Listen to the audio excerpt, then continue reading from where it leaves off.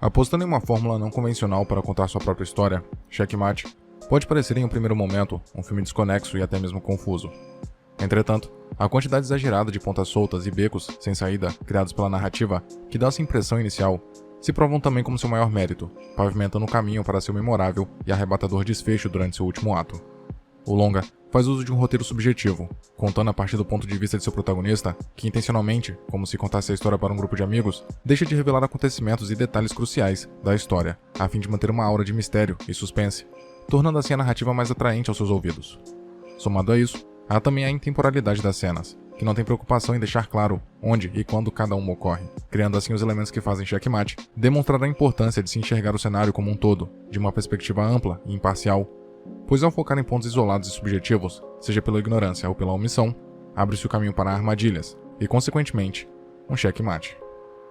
Slevin Kelevra, o protagonista, descreve a si mesmo apenas como um cara comum, que após ter sido supostamente demitido, despejado e traído por sua namorada em um único dia, resolve se distrair viajando para Nova York, onde se hospedaria na casa de um de seus amigos. Contudo, assim que desembarca na cidade, Slevin é assaltado e perde todos os seus documentos. Bem como, ao chegar na casa de Nick, percebe que seu suposto amigo foi possivelmente sequestrado, pois a porta havia sido encontrada aberta quando chegou lá. Enquanto absorve as informações, Lindsay, a vizinha de porta de Nick, vai até o apartamento pedir um copo de açúcar, onde acaba ouvindo a história de Slevin, se interessando então por investigar o desaparecimento de Nick Fisher e também pelo próprio protagonista.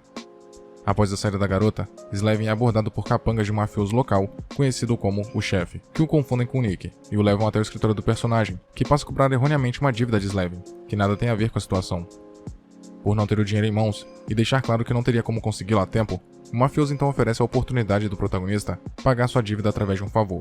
matar o filho de seu rival, conhecido como Fada. Se não bastasse, logo após retornar para seu apartamento, Slevin é abordado dessa vez pelos capangas do Rabino, que também o levam até sua presença, para novamente ser cobrado por uma dívida que não é sua, recebendo um prazo de 3 dias para o pagamento, ou então seria morto pelos mafiosos. O chefe e o rabino, líderes das máfias locais do ramo de apostas, são apresentados de forma que aparentam ser grandes antagonistas da trama, que injustamente acusam o protagonista, que parece estar mergulhado em uma tremenda maré de azar. Outrora aliados nos esquemas de apostas, um rompimento entre os personagens fez com que ambos se isolassem, se tornando respectivamente os maiores chefes do crime de Nova York. Mesmo se odiando mutuamente, os personagens nutrem acima de tudo o respeito um pelo outro, pois sabem que no menor sinal de ameaça, uma guerra de gangues poderia eclodir na cidade, e a destruição mútua era assegurada nesse caso, sendo assim a paz, mesmo que armada, parecia ser a solução mais vantajosa para os personagens e para seus negócios. Essa guerra fria entre os personagens perdura por mais de 20 anos, segundo a trama, e muda no momento em que o filho do chefe é assassinado, sendo o rabino responsabilizado injustamente pelo ocorrido, pois presumivelmente procurava iniciar uma guerra entre as máfias. A fim de retaliar sua perca, o chefe então contacta um assassino mundialmente conhecido como Good Cat, e o contrata para assassinar o filho do rabino, porém com a condição de que tal assassinato não se parecesse comum, para que assim um inevitável conflito pudesse ser evitado. O assassino Good Cat, ou simplesmente Smith, acaba se caracterizando como a figura mais emblemática e misteriosa de toda a trama, não deixando em momento algum transparecer quais são de fato suas verdadeiras intenções, enquanto presta seus serviços aos mafiosos locais. Mesmo com a subjetividade da visão de Slevin e a eventual revelação de que ambos os personagens estavam trabalhando juntos durante toda a história, por vezes o personagem ainda demonstra ter intenções paralelas aos seus planos em conluio com Slevin, parecendo muitas vezes até mesmo ir de encontro com o próprio protagonista, fazendo assim com que o personagem permaneça como uma figura ambígua e perigosa que consta em seu currículo de assassino de aluguel. A primeira metade do longa, excetuando-se as 3 tomadas que compõem o prólogo do filme, se caracteriza por ser extremamente densa e por conter um ritmo acelerado, que embora introduza muitos detalhes e subtramas a todo instante, é quase que completamente uma mentira contada por Slevin para enganar Lindsay, os mafiosos e a própria audiência. A falta de linearidade da narrativa torna difícil acompanhar a trajetória do protagonista, tornando-a até mesmo confusa em certos momentos. Mas mesmo que dando a impressão de ser um contínuo furo no roteiro, se conecta de forma maestral no terceiro ato, conectando as pontas soltas e revelando que o verdadeiro problema da narrativa estava nos olhos limitados de quem a via. Durante a cena em que o chefe joga xadrez com o capanga, Slevin diz ao personagem que ele não está avaliando todo o tabuleiro, e que o oponente o está levando a uma armadilha que culminará em sua derrota em cerca de 4 jogadas. O mafioso então convida o protagonista para jogar com ele, onde Slevin, mesmo podendo ganhar, acaba permitindo que o chefe ganhe de si, apenas para convencê-lo de sua superioridade, intercalando-se a cena com uma partida entre o chefe e Smith, onde estes discutem os termos de seu contrato.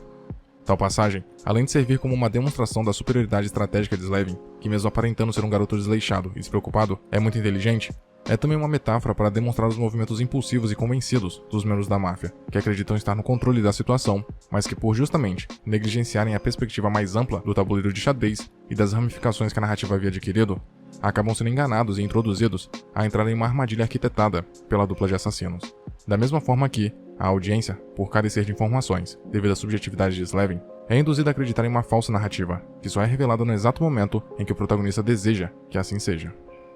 A divergência do Kansas, como Smith a nomeia durante o prólogo, é um fenômeno que ele caracteriza como ponto de partida da história e é também um artifício empregado por Slevin para pegar os mafiosos e a própria audiência de surpresa. Toda a narrativa construída pelo protagonista, enquanto se apresenta para Lindsay e ao público, induz ao erro e às falsas interpretações, mesmo havendo detalhes sutis que vão aos poucos se conectando para revelar as verdadeiras intenções da dupla de assassinos. O humor e carisma de Slevin, embora muito bem empregados, são pontos completamente fora da curva se comparados com o restante da história, bem como a intemporalidade das cenas, que torna intencionalmente a experiência conflituosa, pois cria narrativas apenas para serem deixadas de lado logo em seguida, limitando a visão da audiência sobre o plano como um todo. Da mesma forma, Smith e Slevin, ao contactarem ambos os mafiosos e trocarem informações confidenciais de um lado para o outro, nutrindo uma falsa confiança para com os dois lados, os induz a confiar cegamente no assassino e em seu plano, ao mesmo tempo que ficam cegos por sua raiva e ressentimento, consequentemente ficando alheios aos verdadeiros perigos que os espreitava. Enquanto os personagens e a própria audiência olhavam para a direita, a verdadeira ação ocorria do lado esquerdo, e uma vez que se dão conta disso, torna-se tarde demais para remediar a situação e evitar sua derrota.